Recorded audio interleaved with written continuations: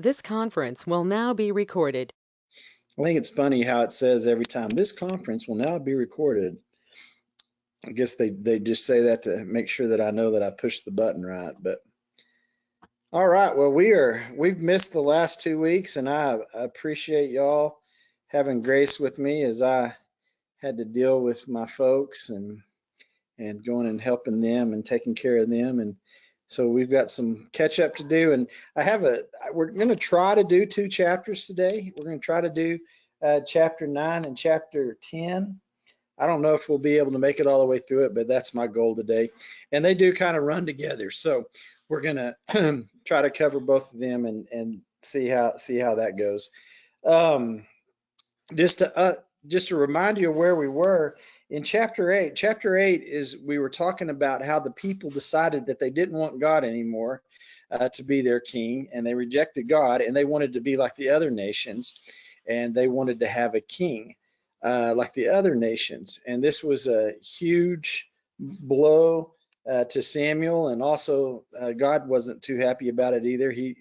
It was not his plan. He wanted to be their king, and he wanted to guide them and direct them, but they wanted otherwise. And we ended chapter 8 with God telling Samuel, go and pick out a king for them. And that was very the fact that he says for them is he's not saying go and pick out a king for me. He's saying go and pick out a king for them. That's what they want, so that's what you're going to do, and you're going to go do that. So that's where we're going to be looking at today. Is we're getting to the part of the story where we pick the king, or the king is picked out and given to the people, and that's what we're going to be looking at in chapter 9 and 10 today. So I'm going to go ahead and share my screen with you, and we're going to look at the text today. And like I said, we're going to try to do 2 chapters, but I think it's really interesting, so stick with me, and I think you'll enjoy it today. But, First Samuel chapter 9, verse 1 and 2, it says, there was a wealthy, influential man named Kish from the tribe of Benjamin. He was the son of Abiel, son of Zerah, son of Bacharath. I don't know if I said any of those names right except for Benjamin and Kish, but that's his family lineage, and who Becharath was also the son of Aphiah of the tribe of Benjamin. I'm going to stop right there just as we look at this, but Benjamin, the tribe of Benjamin, I can't think of a modern day example of this, but out of the 12 tribes of Israel, Benjamin did not have a good reputation. If you flip back into the Judges, which Judges is right before Samuel, the story is right before Samuel, and at the very end of Judges, we hear a story that's really disturbing in the book of Judges, the 19th and 20th chapter. But there's this man, he's a Levite, and he has either a wife or a concubine. They're a couple. Some translations will say concubine, some translations will say wife, but they're this couple, and they end up in this city uh, in Benjamin, in the area of Benjamin, and the city that they end up in is actually the same city where Saul, who is about to be anointed king, is from. But in this story, what happens is the man and his spouse, his concubine, they show up, and the people of this town come and they bang on the door and they say, "Hey, open up your door and bring the man out to him because we want to have sex with this man." And they said no, and they say no, and they push the concubine out, they push the wife out, and what happened was just horrific. The people of that town, they raped that woman all night long, to where the next morning, I mean, she was essentially dead. And the Levite, she wasn't essentially dead, she was very dead. And so they killed her in a very horrific way. So the religious man got her and put her on his donkey, and he took him back home. And then what he did is he cut that body up and sent the 11 pieces of that body to the 11 other tribes of the 12 tribes of Israel. And he essentially, he was calling them to arms. He was calling them to justice. He was saying, you need to come and rectify this situation. You need to come and justify this situation. This is horrible. And so they come. The 11 tribes come. And the tribe of Benjamin, instead of going to the one town and bringing the people out from that town and punishing them, what the tribe of Benjamin did is they fought to defend the people in that town. So they had this big battle, several battles between the 11 tribes versus Benjamin, and it went on and on. And essentially what happened is 65,000 people ended up dying in that affair. And of that 65,000 people that died, almost the entire tribe of Benjamin was wiped out. It says in the scripture that only 600 people, 600 men were left of the tribe of Benjamin when that was all said and done. So Benjamin, the tribe of Benjamin, and this is not that far removed from where we are right now. So this is like a major civil war that happened within all of the tribes. And Benjamin was the root of the problem. They're the bad guys. And so they're not looked favorably at all at this time. And this is the story and the setting of which we go with it. So there was a wealthy, influential man named Kish who was from the tribe of Benjamin.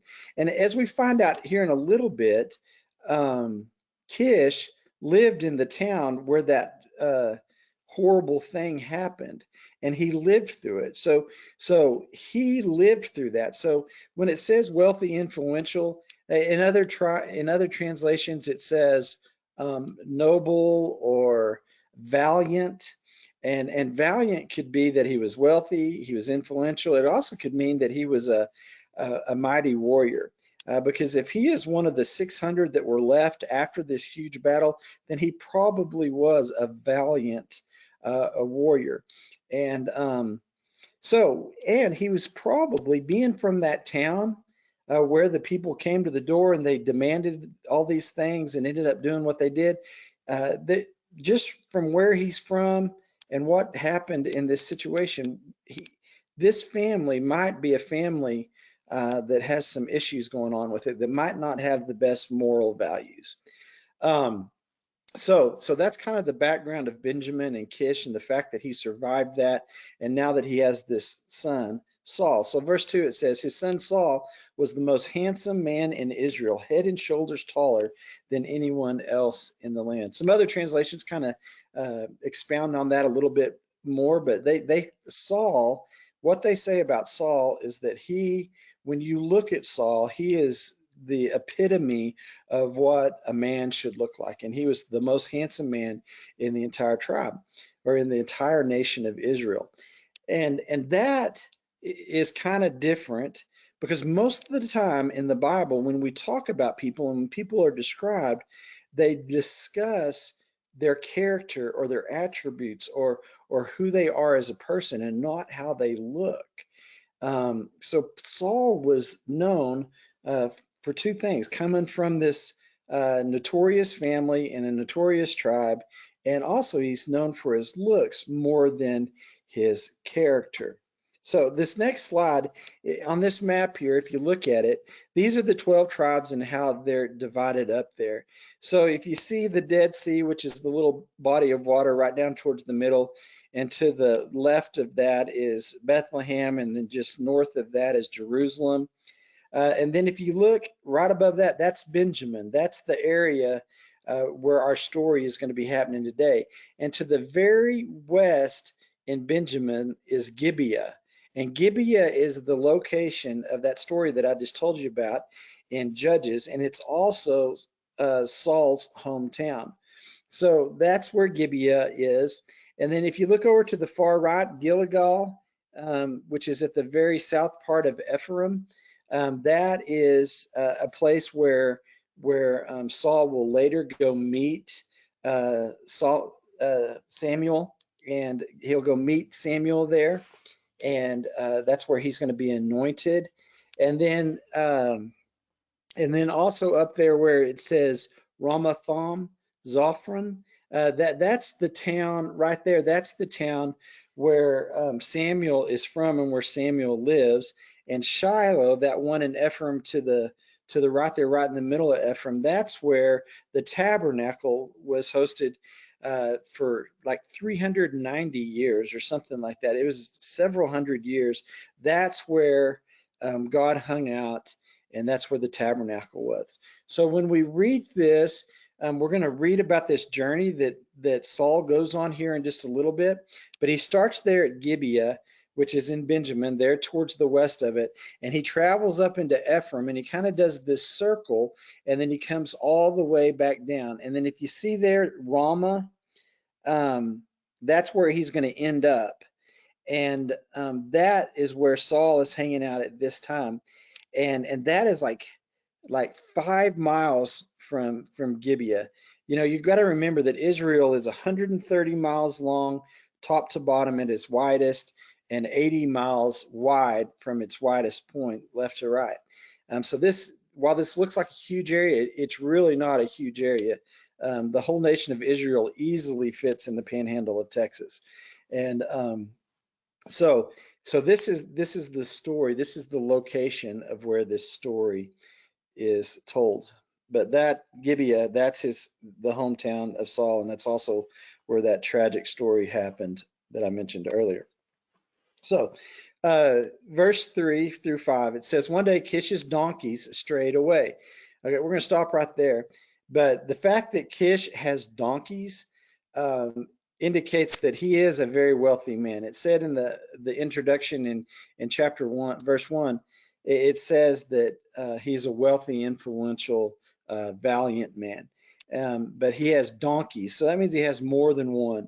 And a donkey in that day and age, that was your tractor, that was your pickup truck, that was, you know, that was the main means in which you had to get work done on your land. So essentially what happened is Kish's pickup trucks wandered away. The Ford F-150s, you know, whatever it was, whatever it was, they're gone. And the main means by which they do their work had disappeared. So the donkeys went away. So he told Saul, take a servant with you and go look for the donkeys. So Saul took one of the servants and traveled through the hill country of Ephraim. If we go back up there, Ephraim, so they were in Gibeah and they travel north up into Ephraim. They go into the hill country of Ephraim, the land of Shalahah, the Salim area, the entire land of Benjamin, but they couldn't find the donkeys anywhere. Finally, they entered the region of Zuph, and we think that the region of Zuph, is probably right there below Mizpah where Ramah is, because Zuph was Samuel's great grandfather. So it would either be there or up there a little bit further north where it says Zophim. But that area of Zuph is probably right there around Ramah, because that is Samuel's great grandfather. And they go to the region of Zuph, and Saul said to his servant, let's go home. By now my father will be more worried about us than about the donkeys. We pick up just through contextual clues later in this chapter that they'd been gone about 3 days. And to travel that far by foot, you know, we know that they end up 5 miles away from where they started, but they went further north than that. So they were walking around essentially in a big circle all the way around Ephraim and then back into Benjamin, looking for these donkeys. And they were looking for about 3 days. So let's move to the next one. This is verses 6 through 10. But the servant said, I've just thought of something. There's a man of God who lives in this town. He is held in high honor by all the people because everything he says comes true. Let's go find him. Perhaps he can tell us which way to go. So the servant says, hey, there's a guy that lives in this town, Ramah, that is a prophet, and he's a prophet, so we need to go talk to him. And then Saul says this, but we don't have anything to offer him, Saul replied. Even our food is gone, and we don't have a thing to give him. Well, the servant said, I have one small piece of silver, or your translation might say uh, a quarter shekel of a piece of silver, or whatever the measure is. They had a quarter one. So we're talking a small piece of silver. At least we can offer it to the man of God and sees what happened. In those days, if people wanted a message from God, they would say, let's go and ask the seer, for the prophets used to be called seers. All right, Saul agreed. Let's try it. So they started into the town where the man of God lived. Just to pause real quick, just to talk about that. One of the things that they're doing here is they're not seeking God. They're seeking this man to see if this man can do something. Uh, through it said in the text that it was common practice for people to go and talk to a seer or a prophet and ask these things. Not really the seer, but they're going to talk to the prophet of Israel. This isn't some normal seer which can do divination and things like this. This is the prophet of God at the time, and they were going to talk to him. And you got to realize that the tabernacle was just north of where they were, where God hung out. And it was very common practice when people needed to have guidance or to seek wisdom or anything like that, they would go to where God was, and they would go to where the Holy of Holies was, where the tabernacle was, and they would seek God there. But they didn't do that. They were wandering right around all through that area, but they didn't go there. They went to this man, and they were, well, how are we going to pay this man? What are we going to give to get him to give us something back? They were seeking wisdom from this man, and not from God. And and that's something that I think we can all think about. How often do we search first on our own, then we ask for help from men, and before we go to God, and before or we should go to God first and seek God and what God wants us to do in that situation. So, so Saul agreed. He said, "Let's try it." So they started into the town where the man of God lived. Um, So when they go into the town, I didn't put all of this in there, but as they're making their way into the town, um, they they met some young women. They're climbing up the hill. They meet this bunch of women, and they ask the women where the man of God is, and they said, oh, he's up at the hill. He's up at the holy place. Go up there. He's going to have some guests over tonight, and they're prepared. And I'm sure with Saul walking in, who's the best looking guy in the whole area, I'm sure the women were like, oh my goodness, there's Saul. Look, there he is. And oh, here he comes. And they were probably oohing and awing over this very good looking man, and they sent him up the hill. So as they go up to the hill, it says this in verse 14. So they entered the town. As they passed through the gates, Samuel was coming out toward them to go up to the place of worship. So now in this verse 15 and 16, it doesn't have to be here, but this is kind of a flashback to what happened earlier, and this is given some indication of what's going on in the story. Now, the Lord had told Samuel the previous day, about this time tomorrow, I will send you a man from the land of Benjamin. Anoint him to be the leader of my people Israel. He will rescue them from the Philistines, for I have looked down on my people in mercy and have heard their cry. So, so it says there, about this time tomorrow, I will send you a man from the land of Israel. And I think that's really interesting that it says that God will send Samuel this man. And what had been going on the last 3 days? Uh, Saul and his servant, Saul and his helper, were wandering around for 3 days looking for donkeys.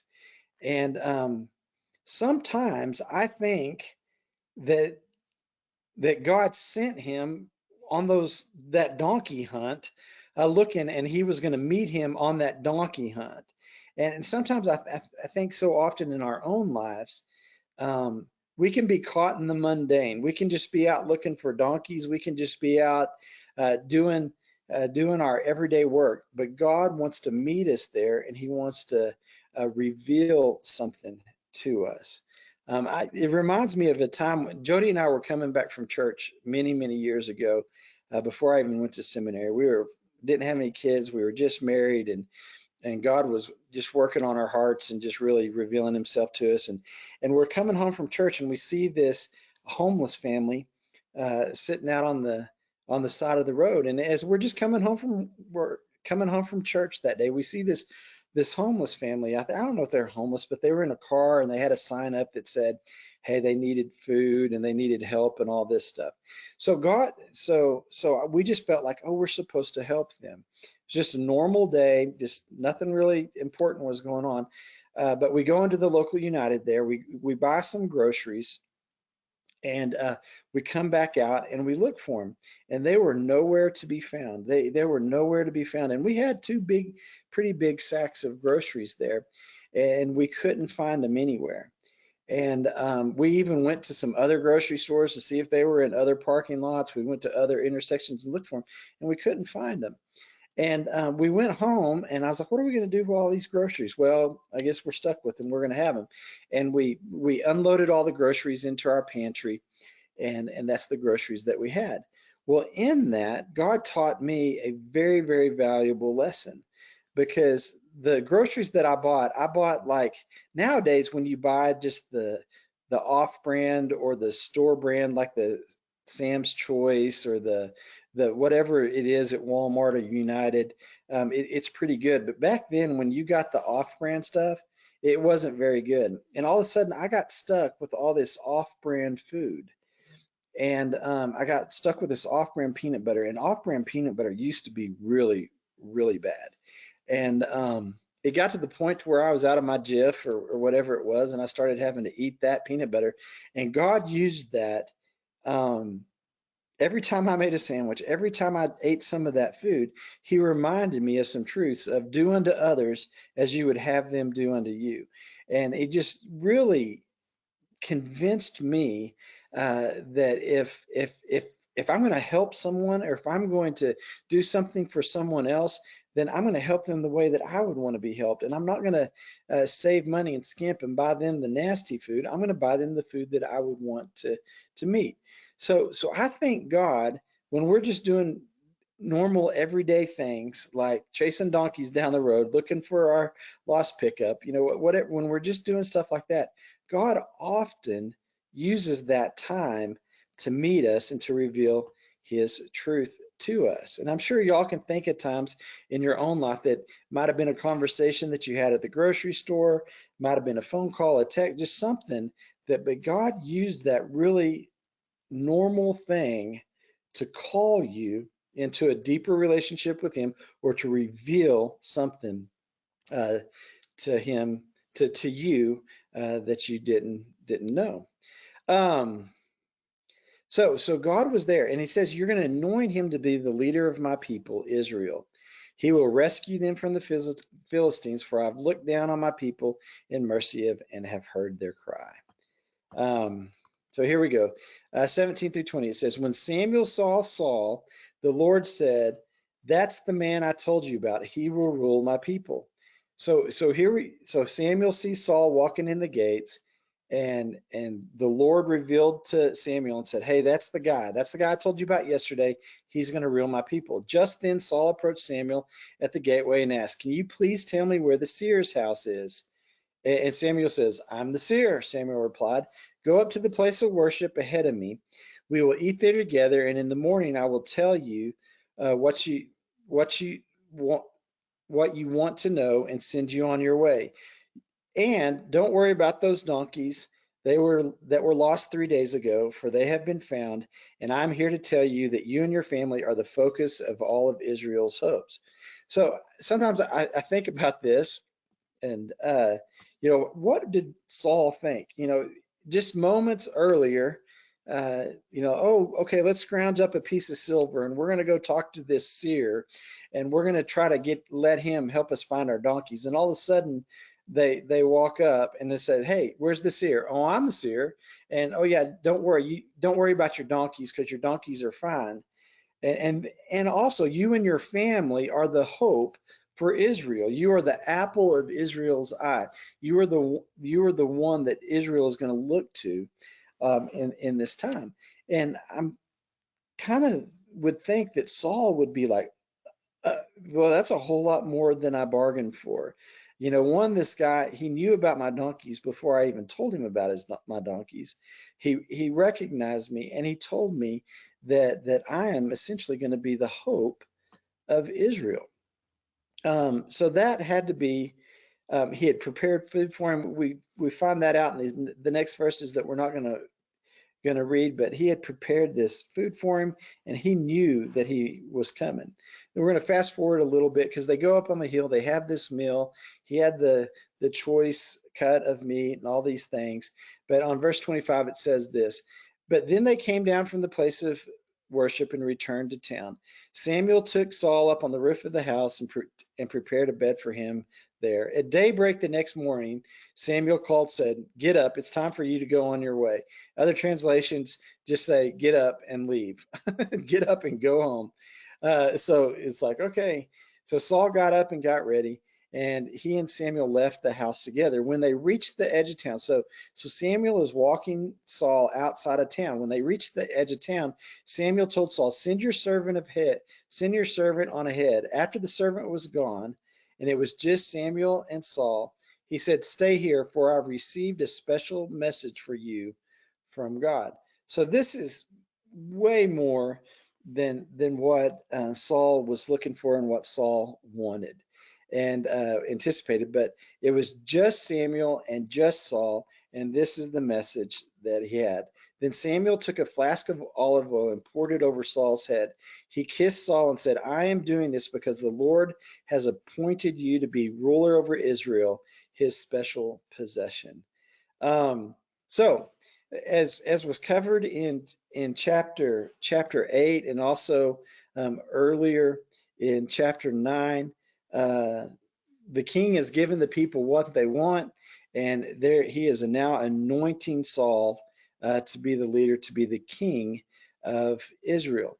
And this is the very first time in scripture where someone other than a priest was anointed and set apart. So what this is doing here is this is the end of the judges. This is the end of the judges, and the judges are no more.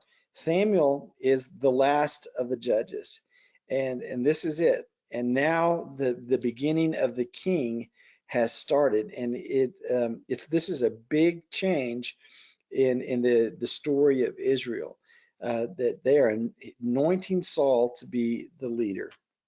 So here we go. Let's go to verse 2 through 4. It says, when you leave me today, you will see two men beside Rachel's tomb at Zelzah on the border of Benjamin. Okay, what's going on here is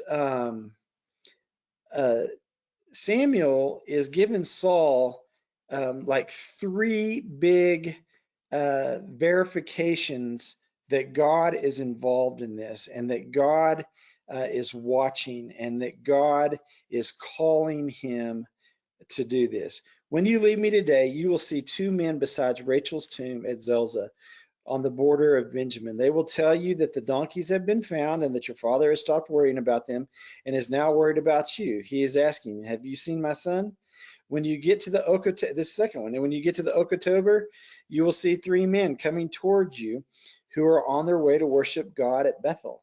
One will be bringing 3 young goats, the other will have 3 loaves of bread, and the third will be carrying a wineskin full of wine. They will greet you and offer you 2 of the loaves which you are to accept.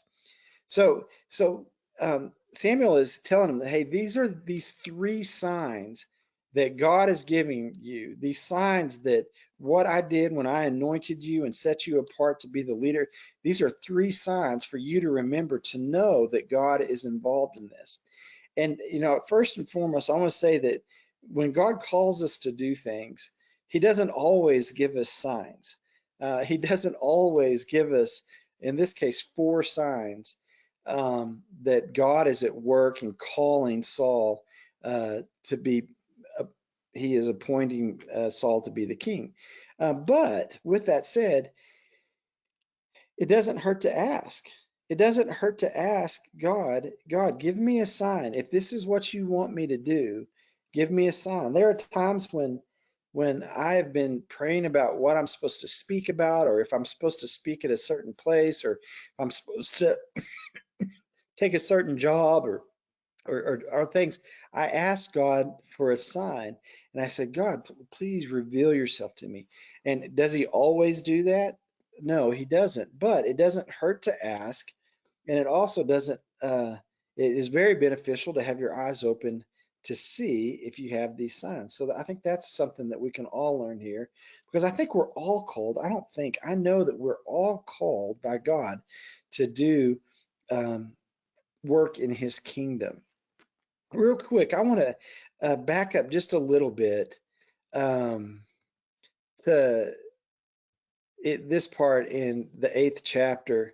I forgot to talk about it, but so they've been looking for 3 days and they can't find it. And then the servant says, hey, there's a man of God who lives here in this town.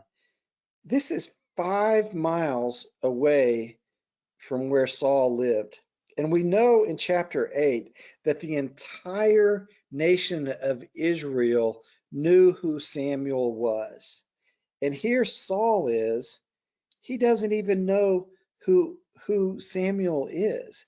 He doesn't know that he lives 5 miles away. So what this is saying about Saul is that he was very, very out of touch about how things ran in Israel, about who the ruler was, for the political aspect of it. He was very, very out of touch. Um, he hadn't heard the stories about how the Philistines were conquered and the ark was brought back from, and he hadn't heard anything that we've talked about in Samuel on what was going on through Samuel. So so not only did he not know anything about the politics of how the country was run, he also didn't know anything about the religious aspect of it, and that Samuel was the judge, he was a prophet, and he was the spokesperson for God in that, and he didn't even know that he was there 5 miles away.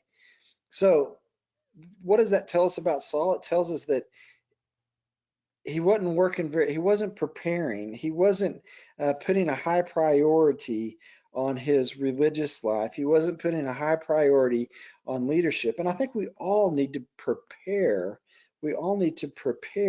for what God may call us to do, because I think we are all called to lead in some aspect, whether it be the relationship that I have with my wife and my kids or my friends, or that's the greatest calling I have, is to help disciple my wife and my kids. And sometimes, we're called to do other things and to lead in other ways. And I think we're all called to lead, but what are we doing to prepare for that? And Saul here, he wasn't preparing. He wasn't prepared. He was clueless. I mean, that would be like, who's the president of the United States? What? We have a president? I have no idea. Joe Biden. Who's Joe Biden? Who is Donald Trump? I mean, for somebody to not know who Samuel was is really crazy. It's really crazy. So, so Samuel wasn't preparing. I mean, Saul was not preparing. He wasn't taking serious. Uh, God, or the fact that how the God ran the nation or anything like that. So then Samuel took the flask of olive oil, poured it over his head. We read that. These are the three signs that he gave him. We read that. Okay, this is in chapter 10, verse 6 and 7. So at that time, the Spirit of the Lord will come powerfully upon you, and you will prophesy with them. You will be changed into a different person. Okay, the Spirit of the Lord is coming, and it will come powerfully on Saul. What Saul was dealing with before this is he needed all these reminders of who God was, that and these four things that Samuel knew who he was, knew about the donkeys, then all these things, told him all these things that were going to happen and that they did happen. And then and those were to help Saul in his faith, help him believe and help him to be confident. And then this happens. The Spirit of the Lord will come powerfully upon you, and you will prophesy with him. We were just talking about these seers and prophets right before this. I didn't read it, but that's what's right before this. You will be changed to a different person. And I wholeheartedly believe this, that if you have an authentic encounter with the Holy Spirit of God, you will become a different person. When you have an encounter with the Spirit of God, you will be changed and you will be a different person, just like Saul was in this time. You know, if we were all in the church right now and then, just, a light went off and some fizzle happened and a big cloud happened and all of a sudden, boom, right in the midst of us was this uh, person from another world, an alien, something like that. And we saw it with our own eyes, and we talked to this alien, and we knew that we knew that we knew that that alien was there. Would it change our lives? Would we be different when we walked out that day? Yeah. We would, because we would have seen something, experienced something that we had never seen before or thought of before. And in a weird way, I know that's a weird analogy, but in a weird way, that's exactly what happens when we experience God and the Spirit of God in our life. We are changed. We know that things are different. And then it gives them, verse 7, it gives them this last bit of instruction. It says, after these signs take place, do what must be done, for God is with you. So uh, then, then Saul begins to prophesy, and Saul begins to to to be able to prophesy like the other prophets were. And in verse 9 it says here, Saul turned and started to leave. God gave him a new heart, and all Samuel's signs were fulfilled that day. When Saul and his servant arrived at Gibeah, when they got back home, they saw a group of prophets coming towards them. The Spirit of God came powerfully upon Saul, and he too began to prophesy. When those who knew Saul heard about it, they exclaimed, what? Is even Saul a prophet? How did the son of Kish become a prophet? And one of those standing there said, can anyone become a prophet, no matter who his father is? So that is the origin of the saying, if even Saul, is even Saul a prophet? Um, so, so what happened here is that this was such a remarkable thing that Saul began to prophesy and joined in with these other prophets as they began to prophesy. It became a saying, or so it was like, you know, is is uh, is Jim Norris from Lamesa, Texas? Is even Saul a prophet? Does Lonnie have a dog that's sitting in his lap right now? Is even Saul a prophet? Or it's kind of like saying, you know, uh, is the Pope Catholic? It's just this saying that became to where people would say that in response to all sorts of things. It just became this. It was such a remarkable thing that happened that it became this saying that was shared to like, oh yeah, well duh, yeah, is Saul even a prophet? And if something was very clear to be seen, so Saul, this is the pinnacle of Saul right now. Saul is prophesying, the Spirit is upon him, he has this new heart, and God's using him and speaking through him. So now we fast forward a little bit to 17 through 23. Later, Samuel called all the people of Israel to meet before God at Mizpah. And he said, this is what the Lord, the God of Israel, has declared. I brought you from Egypt and rescued you from the Egyptians and from the nations that were oppressing you. But though I have rescued you from your misery and distress, you have rejected your God today and have said, no, we want a king instead. Now, therefore, present yourselves before the Lord by tribes and clans. So Samuel brought all the tribes before Israel before the Lord, and the tribe of Benjamin was chosen by lot. So what happens here is God's once again is saying, hey, you're rejecting me, you want a king. So they brought all the 12 tribes up there. And if there were 6 of us and when they cast lots, it's much like rolling dice.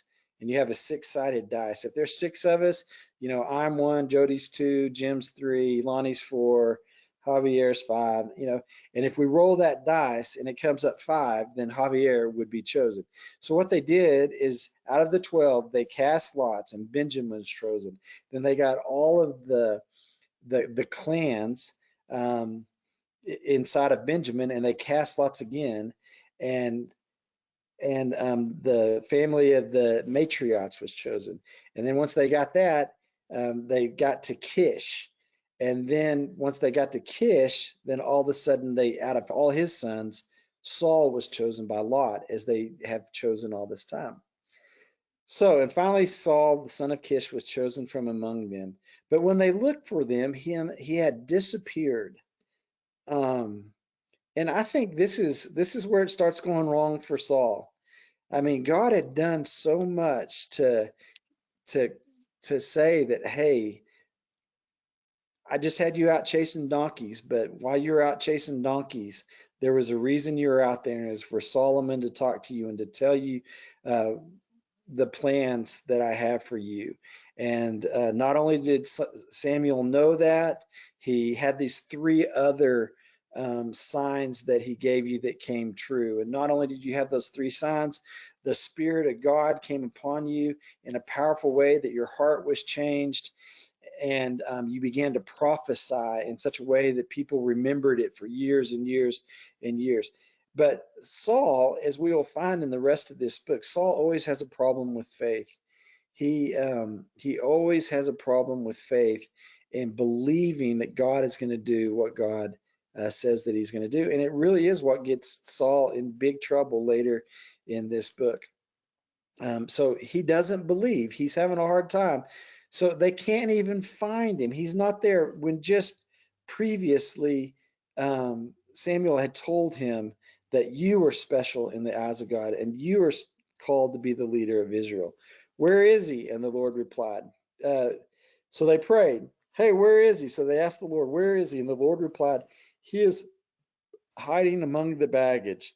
So they found him and brought him out and stood him head and shoulders above anyone else. Whoops. Then Samuel said to all the people, this is the man the Lord has chosen as your king. No one in all Israel is like him. And all the people shouted, long live the king. Then Samuel told the people what the rights and duties of the king were. He wrote them down on a scroll and placed it before the Lord. Then Samuel sent the people home again. So there's our story on how Saul was chosen to be the king of Israel, and it's a really neat story. But in the story, there are some things that are bothersome. The faith that he had, or the lack of the faith that he had, the fact that he might have come from a family that probably didn't have the best background, that he was so clueless about how the country was led and even more clueless about how God worked in that country. So there was a lot of things that happened there in that story that as we go through this story, as we continue this story, will pan out and show uh, the problems with Saul and that it didn't work out and it wasn't good. But that's where we are. So any questions or comments, or did anything y'all want to share about First Samuel chapters 9 and 10? Anybody? All right. Well, I hope y'all learned something new today. Most of the time when we read that, we don't read it slow enough to to look at some of the stuff of the deeper story. So, all right. Hey, Jim. Hey, All right.